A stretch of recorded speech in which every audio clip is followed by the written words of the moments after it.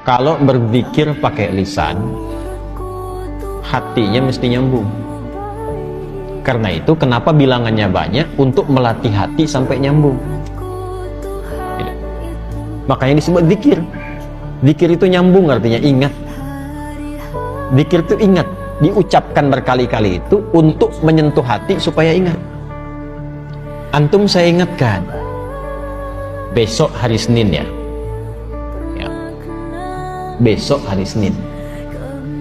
Besok hari Senin. Besok Bu hari Senin. 4 kali saya ingatkan, nggak ingat juga. Itu kalau bahasa Jepang itu tong teingen namanya. Masa 33 kali nyebut nggak ingat juga? Maka dari itu ulama itu karena tajam hatinya, firasatil mu'min haqqa. Firasat orang beriman itu kalau semakin dekat dengan Allah semakin tajam. Lihat si fulan datang ingin perbaiki hati. Ya, oh, udah kamu istighfar aja 100 kali. Kadang-kadang melihat, ya, oh ini keadaannya seperti ini. Ada seorang syekh di Saudi kejadian, itu ahli Quran, suka menerima setoran Quran. Nah ini bagus nih. Satu kali datang seorang pemuda, mukanya udah kusut, banyak masalah. Datang ke syekh itu mengatakan, Syekh, aqrinil Quran, tolong bacakan pada saya Al-Quran. Pemuda ini benar tuh. Sebab kalau mau tenang, maaf ya, ada banyak masalah atau yang sedang dihadapi, jangan banyak curhat di tempat yang tidak benar. Ya, media sosial itu tempat yang tidak benar untuk curhat. Allah sudah berikan medianya, ruangnya ada, masjid, datang ke masjid. Antum baru masuk aja, sebagian ketenangan sudah hadir.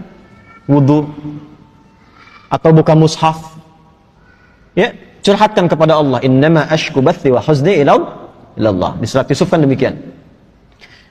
Anak ini datang ke masjid, udah benar, datang ke syekhnya, teh tolong bacakan Al-Quran kepada saya, ingin tenang. Kata syekhnya, saya sedang nerima murajaah ini dulu, kamu ambil wudu, sholat dulu 2 rakaat di situ. Nanti setelah selesai saya bacakan kepada kamu Al-Quran. Ini kisah nyata. Dan dia ikut. Makanya kalau guru katakan, ikut saja sepanjang guru itu thiqah.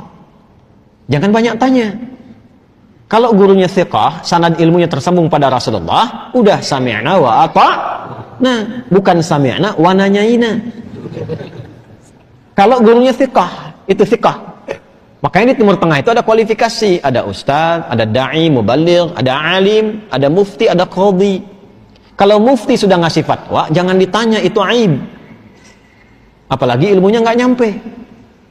Ya, cuma problemnya kan di kita disebut ustaz semua. Sehingga sulit bedakan mana yang thiqah, mana yang tidak thiqah. Tapi kan kelihatan dari kapabilitasnya, latar belakangnya macam-macam. Kalau ada orang thiqah, ikuti. Itu diikuti wudhu beliau, langsung ke bagian terdepan sholat, saf depan. Nah, si guru ini ketika melihat itu, sengaja agak dilamakan tuh yang merojaah, tambah lagi sampai 30 menit. Ya, begitu selesai si pemuda itu sholat 2 rakaat dan dia menunggu sambil baca Quran, dia baca, dipanggil oleh syekhnya setelah selesai. Ta'al ya. Begitu datang, sekarang sudah selesai, saya ingin bacakan pada engkau Al-Quran. Apa kata anak muda itu? Sudah Syekh, saya sudah merasa enak sekarang, terima kasih katanya. Tidak jadi dibacakan Quran, langsung pulang. Muridnya penasaran, Syekh, apa yang terjadi? Perhatikan baik-baik, jaga kalimatnya ya. Perhatikan baik-baik. Saya melihat ketika dia datang, itu rohnya sedang lapar. Rohnya sedang lapar. Ini bahasa majas maksudnya. Karena saat masuk tadi, mukanya itu kusut. Tapi begitu dia sholat, baca Quran, datang lagi mukanya sudah cerah. Kelihatan. Orang kan kalau punya beban, dengan tak punya beban, dari wajah kelihatan kan? Ya? Jawabannya sederhana. Saya melihat rohnya sedang lapar. Nah, di tubuh manusia itu kan ada 3. Ada fisik, ada akal, ada roh. Masing-masing butuh makanan. Fisik, makanan pokok. Ya, habis ini misalnya ada sarapan berjamaah. Kalau ada. Misal. Nah, itu untuk fisik. Untuk fisik. Ya. Ada yang untuk akal. Itu ilmu. Iqra' bismi rabbikal ladzi khalaq. Afala yanzuruna ilal ibili kaifa khuliqat, atau afala yatadabbarunal Quran. Ngaji, belajar itu untuk akal. Tidak dipakai akalnya, tidak diberi makan, tidak belajar, tumpul. Itu pusing juga. Kalau ada orang sehari nggak belajar, itu tumpul, itu pusing itu. Makanya kalaupun tidak belajar, Allah tanamkan di telinga dan matanya supaya mendengar dan melihat, supaya ilmunya terisi. Jadi mendengar itu ada pengetahuan, melihat itu ada ilmu. Anak-anak jangan diperlihatkan yang tak penting, Bu, karena jadi ilmu awal untuk dia. Orang tua bicara kasar, terdengar anak ditiru karena ilmu dari situ. Yang pertama diberi itu pendengaran. Setelah itu tajam penglihatan. Apa yang dilihat, yang didengar, itu yang jadi ilmu. Nah, kita yang sudah baligh menyiapkan waktu ngaji seperti ini. Tapi kalau anak-anak tuh mendengar. Saya waktu malam Jumat tuh masih ngisi itu offline. Itu pernah satu kali mengajar, ada anak jalan. Tuh bahagia mereka. Itu dunia anak-anak memang begitu. Jalan, ngobrol, naik ke pintu, bangku didorong-dorong, itu kan? Anak-anak ya, ingat, anak-anak tuh. Itu dunianya nggak apa-apa, nggak apa-apa. Satu kali orang tuanya mungkin melihat, wah ini khawatir mengganggu ke yang lain. Bagus orang tuanya. Dibawa keluar. Begitu mau dibawa keluar, saya bilang tunggu sebentar. Tunggu. Biar aja dulu, karena saya tidak merasa terganggu. Biar dulu.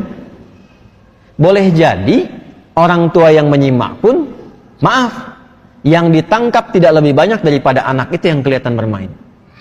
Saya tanya anaknya, dia mampu mengulang apa yang saya sampaikan. Yang bapaknya belum tentu bisa. Dari situ masuk ya tuh. Ilmu masuk dari situ. Nah, seperti halnya fisik butuh makanan, akal butuh makanan, ini roh pun butuh makanan. Karena roh itu sumbernya dari Allah, hanya Allah yang tahu. Allah yang siapkan menunya. Kalau akal sekarang bebas milih, karena universal, Allah tebarkan umum. Makanya jangankan yang muslim, yang non-muslim pun bisa belajar, bisa pintar juga. Makanan universal. Jangankan yang beriman, yang tak beriman pun makan juga secara fisik. Tapi roh ini nggak bisa dicari. Allah hidangkan langsung karena sumbernya langsung dari Allah. Quran surah 17 ayat 85, yas'alunaka 'anil ruh, qulir ruhu min amri rabbi. Roh itu dari Allah. Karena itu menunya langsung Allah berikan. Itulah menu yang terkumpul dalam ibadah. Salat, baca Quran, itu semua itu kebutuhan roh. Jadi kalau nggak salat, gelisah rohnya. Cari terus gitu. Meditasi apa macam-macam cari. Karena nggak dapat bagiannya. Syekh itu mengatakan, itu rohnya sedang lapar. Begitu diberikan makanannya, kembali sehat. Demikian.